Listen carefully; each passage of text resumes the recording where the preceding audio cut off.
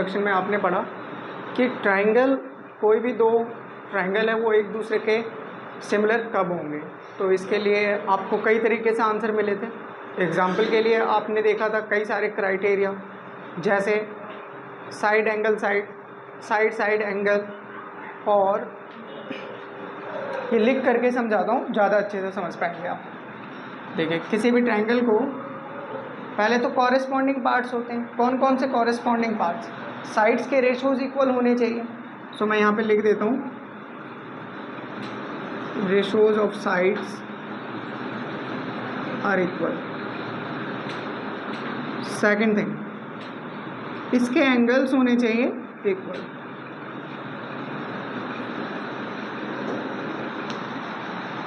दोनों ट्राइंगल्स के corresponding angle और कॉरेस्पॉन्डिंग साइड्स इक्वल हो तो हम क्या कह देते हैं कि वो सिमिलर है।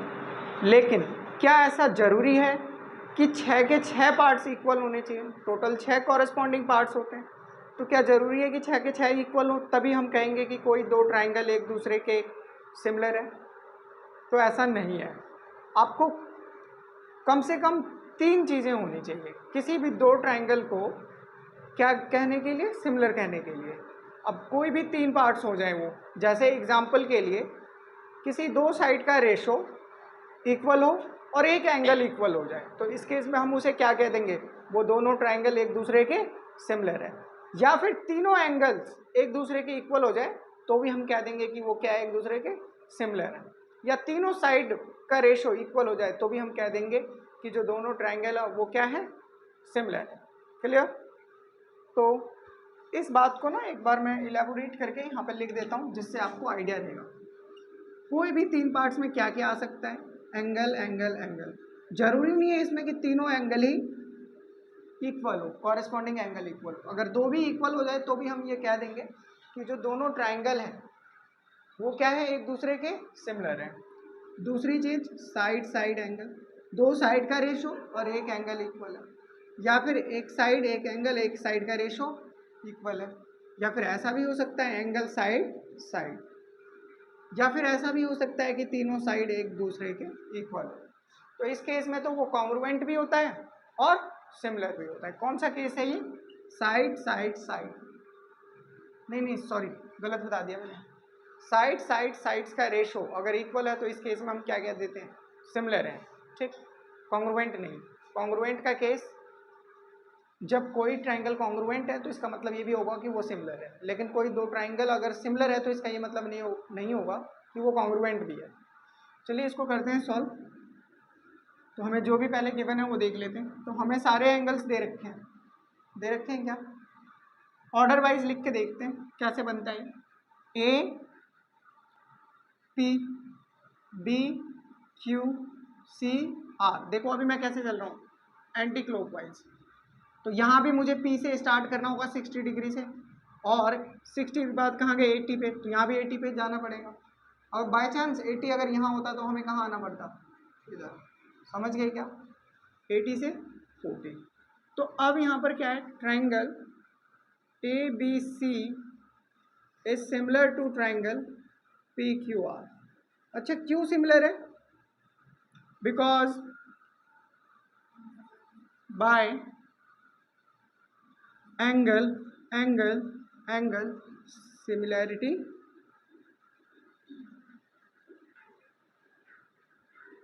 क्राइटेरिया,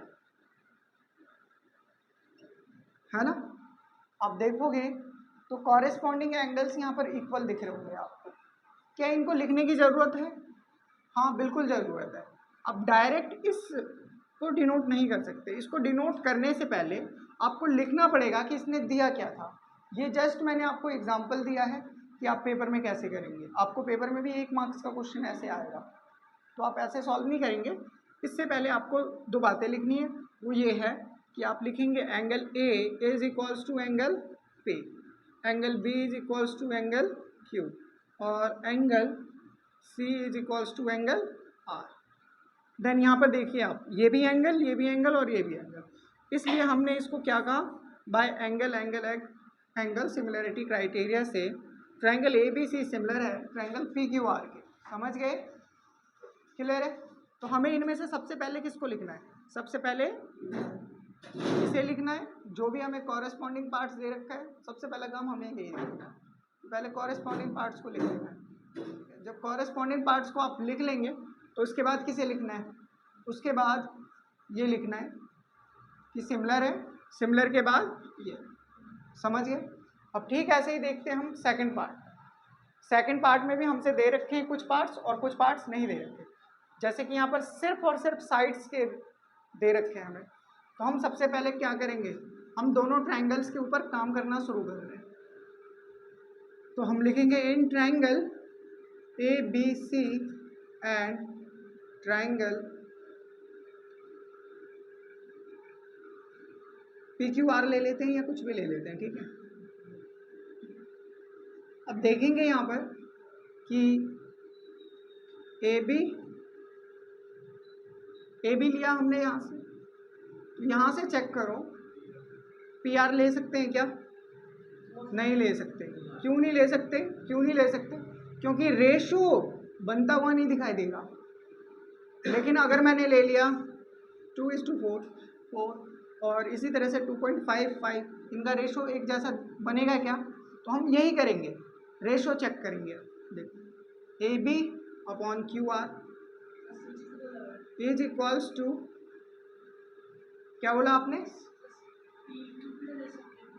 PQ भी ले सकते हैं, बिल्कुल ले सकते थे PQ भी, लेकिन फिर 5 का रेशो किसके साथ कनेक्ट करते? देखो यहाँ से देखो, अगर मैंने AB लिया, चलो ठीक है, अभी हमें पता नहीं इस फिगर का शेप कैसा है, अभी हमें बिल्कुल पता नहीं इस फिगर का शेप कैसा है, तो हमने AB ही क्यों लिया है? उसका रीज़न सिंपल है कि यहाँ पर हमने PR देखा जो कि 2 और 5 का रेशो, तो चलो लिख दिया 2/5, ऐसा मन में करके देख लिया हमने। क्या हम अगर इसके बाद अगर आगे बढ़े, PR से कहाँ जाएंगे? या तो इधर की तरफ क्लॉकवाइज या एंटी क्लॉकवाइज 6 के पास। तो हम आते हैं 2 के बाद आते हैं 3 पे। मान लो यहाँ से आगे 20A से आगे AC पे, तो क्या आया 3, और यहाँ क्या जाएगा PR के बाद? एंटी क्लॉकवाइज या क्लॉकवाइज? हमने अभी PR लिया था, तो आगे बढ़ेंगे तो 4 आया। क्या दोनों इक्वल आ रहे हैं? तो इसलिए ये नहीं ले सकते। फिर आप दूसरे को चेक करेंगे। अभी मैंने क्या करा, फिर से चेक करा, 2 लिया ऊपर, और इसी तरह से अब मैं ले रहा हूँ 4, ठीक है। अब इसके बाद मैं आगे बढ़ता हूँ क्लॉकवाइज। अभी एंटी क्लॉकवाइज चल रहे हैं हम, A से B पे आए थे 2, अब B से C पे चलते हैं, ठीक। इसी तरह से हम 4 पे थे, चेक करो 2.5, यहाँ कितना रेशो आ रहा है? 2/4 मतलब 1/2। अब मैं यहाँ क्या वैल्यू पुट करूँ कि 1/2 दे दे मुझे? तो ऑब्वियस सी बात है, अगर यहाँ 2.5 है आ रहा है तो यहाँ क्या आना चाहिए? 5 आना चाहिए, है ना। और देखो वहाँ एंटी क्लॉकवाइज चले तो यहाँ भी एंटी क्लॉकवाइज ही चलना पड़ रहा है, यस और नो, है ना। तो आपको ऐसे चेक करना है। अब यहाँ से कहाँ जाएंगे? लास्ट ऑप्शन हमारे पास बचता क्या है? AC, और यहाँ क्या बचता है? PQ। सो हम यहाँ पुट कर देंगे 3/6। सबका आ रहा है 1/6, सॉरी सबका आ रहा है 1/2। तो इस तरह से आपने वैल्यूज पुट कर दिया। तो यहाँ A/B, सॉरी A/B, क्या बोल रहा हूँ, AB/QR, और इसके बाद हम जाएंगे CA/BC/PR is equals to CA/PQ by SSS। ये भी साइड के रेशोज और ये भी साइड के रेशोज। तो बाय साइड साइड साइड आप कह सकते हैं ट्रायंगल को चेक कैसे करेंगे, इस बात का भी ध्यान रखना है आपको। ऐसा नहीं कि आपने यही उठाया और इसी को यहाँ पे पुट कर दिया, सरासर पूरा का पूरा गलत हो जाएगा, करा धरा। तो उसको पुट कैसे करेंगे? आपने जहाँ से भी स्टार्ट करा, आपने AB से स्टार्ट किया, A से B पे आए, B से C से ABC नाम लिखिए पहले, ABC। इसमें कहाँ से स्टार्ट करा? QR से स्टार्ट करा था ना, तो QR और P, अब जाके ये सेटिस्फाई होगा। यहाँ पर आप कोई भी नाम लेते हैं कोई दिक्कत नहीं है, लेकिन आप जब सिमिलर प्रूफ करेंगे तो इस फिगर के अकॉर्डिंग करेंगे। पहले क्यू आर से स्टार्ट करा तो आपको क्यू आर और इसके बाद जो ऑर्डर होगा वही आप पुट करेंगे। क्यू आर पी पे गए थे हम, पहले क्यू से आर, फिर आर से पी, फिर पी से क्यू, तो हम वही ऑर्डर में पुट करेंगे नाम क्यू आर पी। क्लियर? तो हो गया, नोट डाउन कीजिए इसे। क्वेश्चन नंबर 6.3 के फर्स्ट का थर्ड पार्ट और फोर्थ पार्ट कर रहे हैं। इसको करने के लिए आपको सिंपली क्या है, मैंने बताया हुआ है कि जो भी आपको गिवन है उसको राइट कर लेना है। ट्रायंगल की नेमिंग कैसे करनी है, तो आप यहाँ पर आपको ज़रूरी नहीं है कि ऑर्डर वाइज करेंगे, ठीक, ऑर्डर वाइज ही करेंगे, बट ऐसा नहीं कि कॉन्ग्रुएंट सिमिलैरिटी ऑर्डर वाइज नहीं करेंगे। जैसे यहाँ देखिए, इन ट्रायंगल मैं ले रहा हूँ L M P and triangle D E F.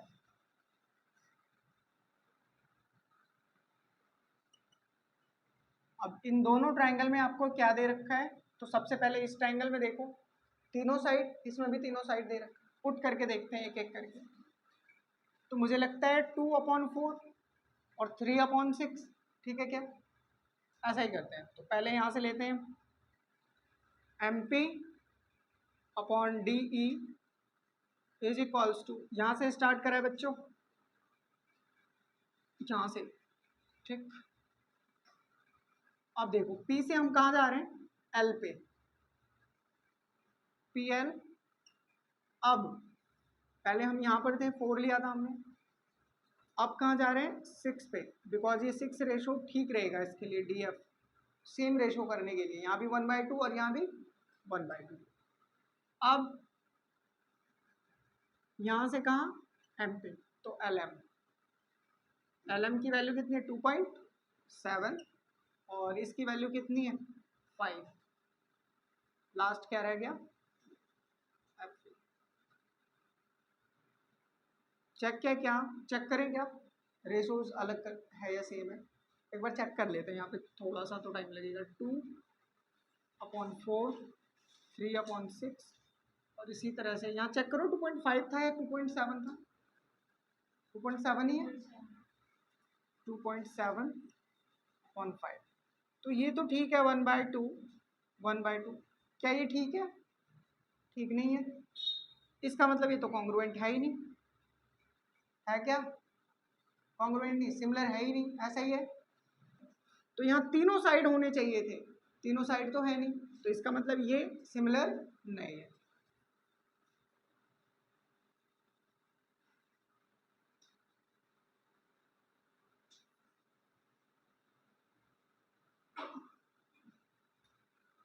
ठीक है, सबने कर लिया था इसको, जितना समझ में आया क्या? अगर हो तभी लिखना है, नहीं हो तो नहीं लिखना। इसमें जो भी गिवन है उसको लिखिए। In triangle MNL and triangle PQR। अब इसमें आपको क्या दिख रहा है, स्टार्ट करते हैं सबसे पहले इस साइड से MN से, तो MN/PQ लिख सकते हैं, बिल्कुल लिख सकते हैं। ये किसके इक्वल है, तो ML, देखो अभी मैंने ML लिया और यहाँ से PQ, ठीक। अब MN से यहाँ आए और PQ से यहाँ आए, ठीक। यहाँ पर बीच में 70 डिग्री है, यहाँ 70 डिग्री है क्या? नहीं, तो इसका मतलब उल्टा चलना है। यहाँ पर N से M 70 डिग्री मिला और यहाँ से यहाँ 70 डिग्री मिल गया। अब यहाँ से यहाँ 5 और ठीक यहाँ से यहाँ 10, तो इसका मतलब ये 5/10 क्या है, ML/QR। ये तो साइड्स हो गए। अब कोई एंगल भी इक्वल था, angle M is equals to angle Q, तो ये साइड और ये क्या है एंगल।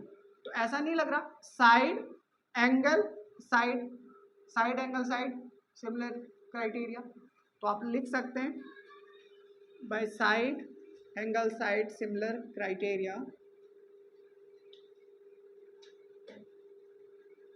ट्रायंगल का नाम कैसे लिखेंगे, उसी ऑर्डर में लिखेंगे जिस ऑर्डर में आपने सॉल्व करा है। तो आप N से M पे गए, NML is similar to triangle PQR। Sorry. तो ये था ये क्वेश्चन, आप सभी फटाफट नोट डाउन कर लो। नेमिंग पे ध्यान रखना है आपको, अगर नेमिंग गड़बड़ हो गई तो इसका मतलब आपने जो करा है वो गलत है। देखिए एक्सरसाइज 6.2 क्वेश्चन नंबर फर्स्ट का 5th and 6th part. 5th and 6th part में आपको दे रखे हैं ये कुछ साइड्स और एंगल, यहाँ भी कुछ साइड्स और एंगल है दोनों ट्रायंगल में। तो सबसे पहले इनके पार्ट्स और को लिख लीजिए जो भी क्या है सेम। तो in triangle ABC and triangle DEF। तो यहाँ पर मैंने देखा AB और DF, अब BC और EF, मतलब हम यहाँ से यहाँ आए और यहाँ से यहाँ गए। इस ट्रायंगल पे देखते हैं, यहाँ से यहाँ आए और यहाँ से यहाँ, तो ये क्या हो जाएगा BC upon FE side side. और क्या दे रखा है, और हमें दे रखा है angle A is equals to angle F। अब ये मुझे बताओ कि जब हम A से B पर आ रहे थे, राइट, तो A से B पर आए और हमें यहाँ B पे एंगल मिलना चाहिए था कितने डिग्री का, 80 डिग्री का, बिकॉज यहाँ भी ऐसा ही हो रहा है। B से F पे आए तो कितना 80 डिग्री का एंगल है, यहाँ भी कितने का होना चाहिए 80 डिग्री का एंगल होना चाहिए था ना यहाँ पर। तो यहाँ पर तो 80 डिग्री का है नहीं, तो ऑर्डर पेयर ही खराब हो गया। और जब ऑर्डर पेयर खराब हो जाए, सिर्फ साइड साइड हो आपके पास, तो सिर्फ साइड साइड से थोड़ा ही कह सकते हैं कि ये ट्रायंगल सिमिलर है। ठीक है, तो आप यहाँ लिखेंगे नॉट अ सिमिलर ट्रायंगल। अब इसमें चेक करते हैं angle D in triangle DEF and triangle PQR। Angle D is equals to, check करो इसमें कौन सा इक्वल है D के, Q इक्वल है एंगल Q। Q के बाद हम कहाँ हैं, तो 70 डिग्री है ही नहीं।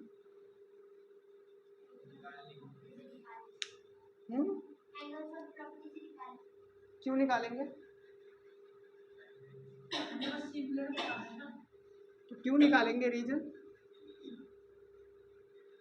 देखो in triangle DEF and triangle PQR, यहाँ पर अगर E 80 डिग्री है, angle E equals to 80 degree, तो ये Q 80 डिग्री का है।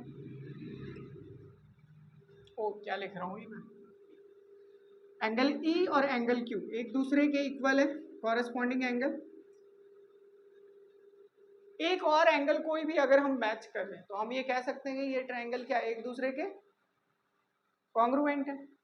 तो अब देखिए एक एंगल यहाँ से इसे निकालिए, 8 7 15, 180 में से 150 माइनस करोगे तो 30 degree by angle sum property. तो यहाँ पर F पे आइए, एंगल F कितने का है, तो Q से R पे आप भी चलो क्लॉकवाइज, सेम हो जाएगा, ये भी 30 डिग्री ये भी 30 डिग्री, दोनों इक्वल बाय एंगल एंगल। अब आप क्या कह सकते हैं, bye angle angle congruency criteria. Triangle कैसे चल रहे हैं, इसे F से D, तो EFD is similar to triangle QRP। अब इसके कॉरेस्पॉन्डिंग आप बाकी सारे के कॉरेस्पॉन्डिंग पार्ट्स अगर आपको निकालना हो तो इससे निकाल सकते हैं कि कौन सा रेशो किसके इक्वल है। कैसे, सिर्फ इसी को देख के। अब यहाँ पे एंगल D किसके इक्वल होगा, एंगल P के। एंगल E किसके इक्वल होगा, एंगल Q के। अब इनका रेशो भी लिखना हो तो वो भी लिख सकते हैं आप। कैसे लिखेंगे, तो ये EF upon QR is equals to FD upon RP is equals to, अब DE और यहाँ से भी PQ, ये रेशोज निकल के आएंगे इसके। अगर आपको निकालने की जरूरत पड़ी तो सिर्फ इस वैल्यू को देख करके, ठीक, इसको देख करके ही आप बता सकते हैं एंगल रेशोज सब कुछ। तो इसका बेहद ध्यान रखना बहुत जरूरी है, थोड़ी सी भी गड़बड़ होगी आपका पूरा आंसर गलत हो जाएगा सिर्फ इस स्टेटमेंट की वजह से।